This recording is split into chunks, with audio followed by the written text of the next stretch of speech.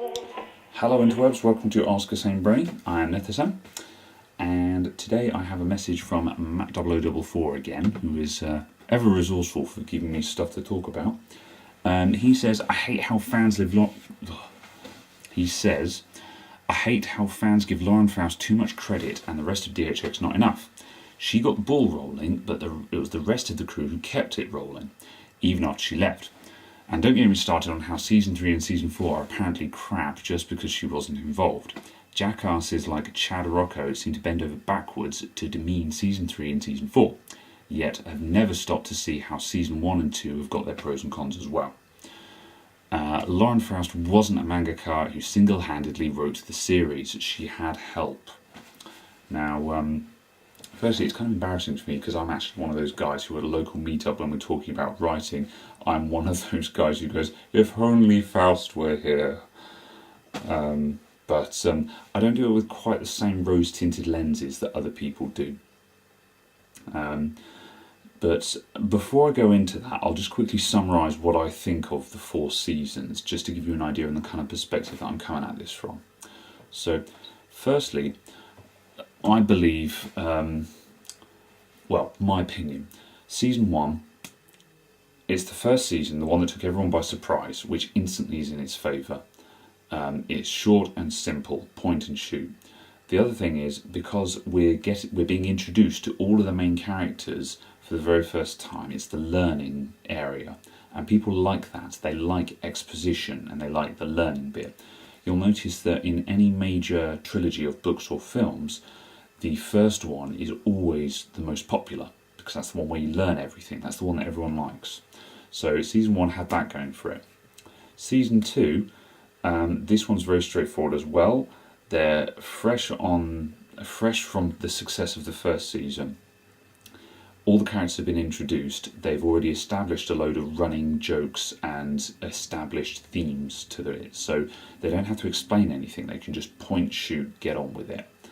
And so that makes Season 2 a lot of fun. It's a roller coaster. They can just crack on. Now, for Season 3, they had to kick it up a notch, otherwise it would start getting stale. But so they had a lot of expectations for Season 3, but you've got 2 issues. Is that firstly, by having all this expectation and trying to kick it up a notch and everything, they tried to do too much in too short a space of time. They had a lot of very ambitious ideas like Keep Calm and Flutter On, which were good ideas, but 20 minutes is just not enough time to execute an idea like that. And of course, Magical Mystery Cure, another example of it. Discussion of whether Twilight Corner should have happened then is completely aside. The fact is, a 20-minute episode was way too short to do that much in. So that was the main folly of Season 3, is they were trying too hard. It wasn't that it was badly written, they were just going all out. And it was, to be frank, it was kind of like the Apple family reunion, really. They were trying too hard. The other issue, of course, is for Season 3 as a whole, is that because it's only a half season, we have a lot less episodes to choose from.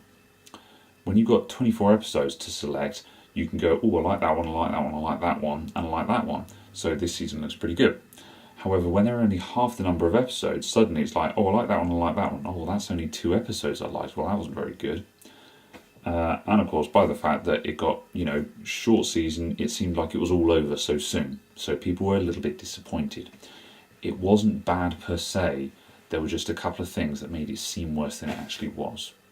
So, now Season 4, they went back to the basics on this one. They started doing simpler storylines, and that's good. That got rid of the problem that they had in Season 3. However, it didn't solve the issue that they had going in Season 3, where they had to kick it up a notch to stop it from going stale. And that's actually the shortcoming of Season 4, I fear. With Princess Twilight, they had this whole new angle. Everyone expected them to take it in new directions. There were going to be a lot of new ideas that they could introduce.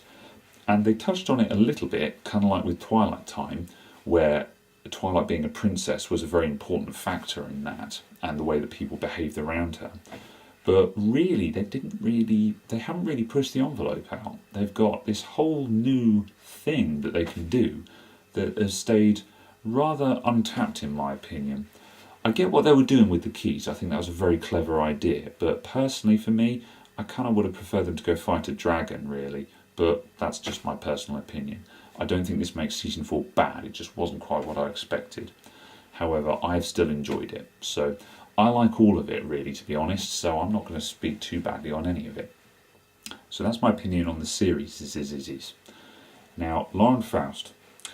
Matt was absolutely right. You know, it is the entire team of DHX and all of the composers, writers, script writers, and all the rest of it, all the people in the credits, they all make it happen. It's not just Faust.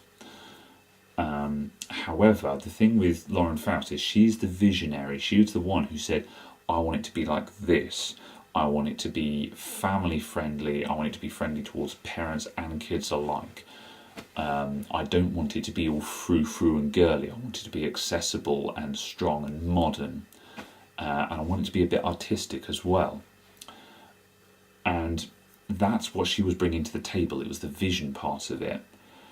And to be honest, we can give her a fair amount of credit for doing that, really, because all of that vision stuff she wrote, I mean, I can't remember what the official name for it, but it was like that concept material Bible thing that all of the writers and art directors and stuff, they all work from that core material.